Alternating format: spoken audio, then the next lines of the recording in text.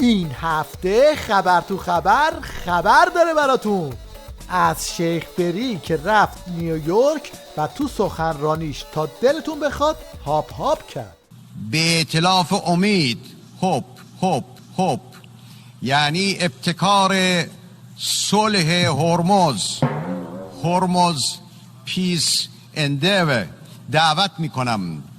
بعدم در حالی که با دست پس میزد با پا پیش کشید و اینجوری به التماس افتاد. اگر بیشتر میخواهید باید بیشتر هم بدهید. اگر بیشتر میخواهید باید بیشتر هم بدهید. در همون 24 ساعتی که اوج تحولات سیاسی و مذاکرات دیپلماتیک بود، رئیس جمهور آمریکا در 2 نوبت، یک بار در سخنرانیش در سازمان ملل و یک بار دیگر صریحاً اعلام کرد که ما میخوایم تحریم‌ها رو تشدید کنیم.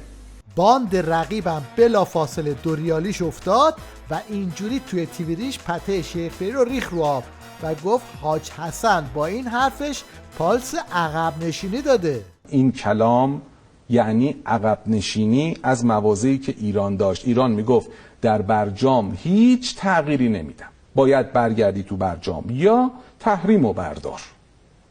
من دیگه کاری نمی کنم، کارامو کردم، تموم شد، امتیازامو دادم. این یعنی عقب نشینی. این داره پالس میفرسته تو بدترین زمان ممکن. منظورش اینه که نظام تو جاده پرپیچ و خمی افتاده که تهش معلوم نیست.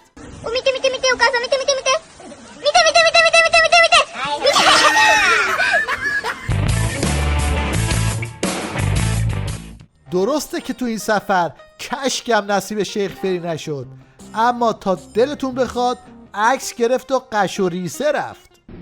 Where we can discuss things, or indeed to Glasgow, which I think you know, which I think you know, because next year we host the COP. نوچه های عظما هم این قهقهه ها رو اینطوری تفسیر کردن. اما امروز به محض این که ما به اونها لبخند میزنیم و قهقه از خودمون نشون میدیم، خب قطعا اینا بیانیه صادر میکنن، قطعا آمرانه با ما برخورد میکنن. من جواد ظریفم که یه زمان با جان کری قدم میزد، این بار تو نیویورک با چنین صحنه‌ای مواجه شد. تیویریش هم هرچی دنبال دستاوردهای دیپلماتیک ظریف گشت چیزی پیدا نکرد. مجبور شد اینو خرج کنه و از اینکه موگرینی ظریف رو جواد صدا کرده شوق و ذوق کنه. جواد ظریف هم که خانم موگرینی در نشست رسمی سوریه او را جواد صدا زد، میگوید موافق هیچ تغییری در برجام نیستیم. خلاصه اینکه کلی پاس و پاسکاری کردن تا شاید ظریف توپو وارد دروازه برجام کنه، اما نتیجه این شد.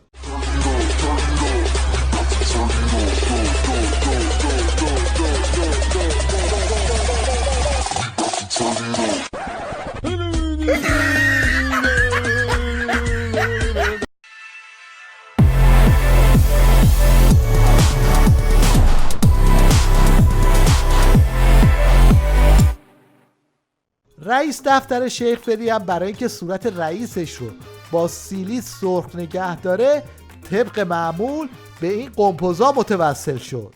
ببین اروپا که به ما فشار نمیاره، ما داریم به اروپایی‌ها داریم فشار میاریم. یعنی اروپایی‌ها دارن مرتب با ما تماس میگیرن، اروپایی‌ها دارن مذاکره میکنن، اروپایی‌ها پیشنهاد همکاری میدن، اروپایی‌ها میگن ما 15 میلیارد میدیم. عظما هم که حسابی نگران ریزش بسیجیاست به دروغ درمانی رو آورد و گفت همه مشکل دارن الا نظام ولایت. یک آماری به من دادن که این کشورهای معروف اروپایی مثل انگلیس و فرانسه و آلمان و ایتالیا و اینایی که هستن، اینا بدهی هاشون، بعضی هاشون مبلغ بدهی هاشون معادل با کل تولید ناخالص داخلیشون و گرفتاری های سیاسیشون هم که جلو چشمه، اون انگلیس، اون فرانسه است، اون بعضی از کشورهای دیگر اروپایی هستن که میبینید وضعشون چجوری از لحاظ سیاسی دچار مشکلات جدی هستن واقعا. حالا که تق برجام در اومده و همه دارن فاتحش رو میخونن، باند رقیب تو برنامه‌هاش اینطوری پنبه شیخ فری و برجامش رو میزنه. گفتن با برجام حل میشه آب خوردن، ولی حالا آب آفتابرم خوردن، خود آفتابرم بردن. میدونم بابا میدونم، من بی سواتم میدونم که این برجام اصلا میوه نداره. میدونم تو هم میدونی هر کی مونده تو برجام سر کار. شیخ فری فکر میکرد ماهی برجام رو صید کرده و همه چی حله، اما نمیدونست که چنین عاقبتی در انتظارشه.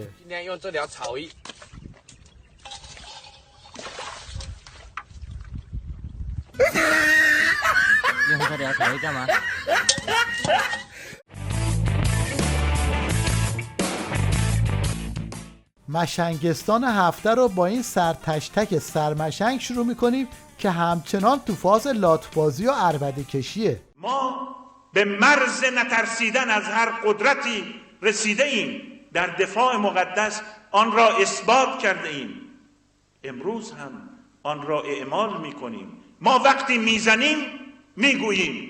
این هم تصویری از تجهیزات نظامی عظما بعد از عبور از مرزهای نترسیدن.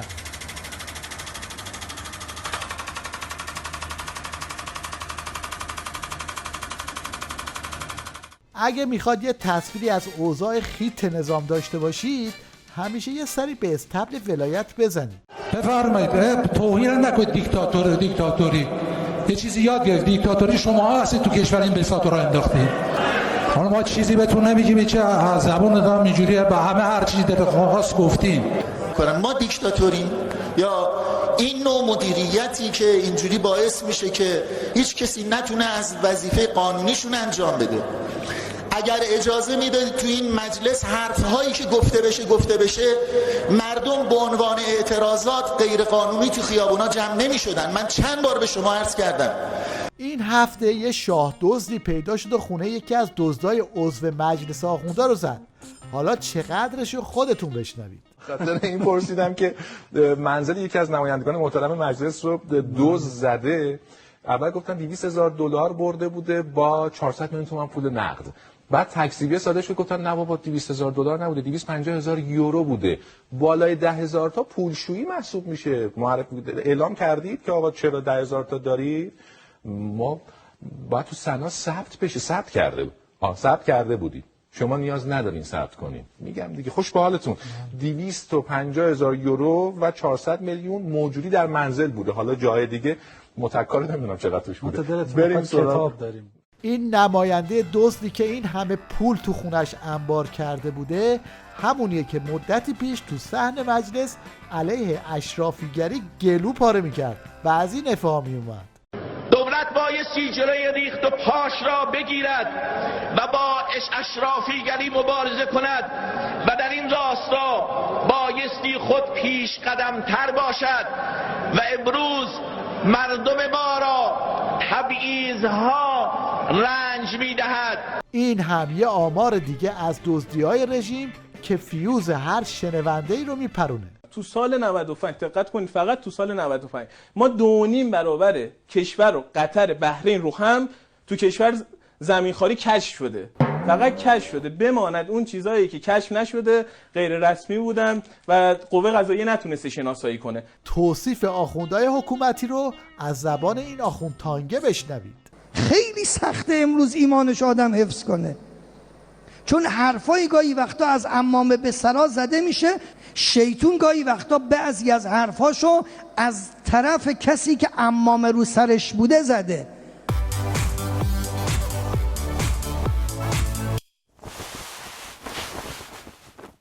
در پایان توجه شما را به هنرنمایی یه بابا بزرگ شیطون جلب میکنیم که باز هم ثابت میکنه که دود از کنده بلند میشه.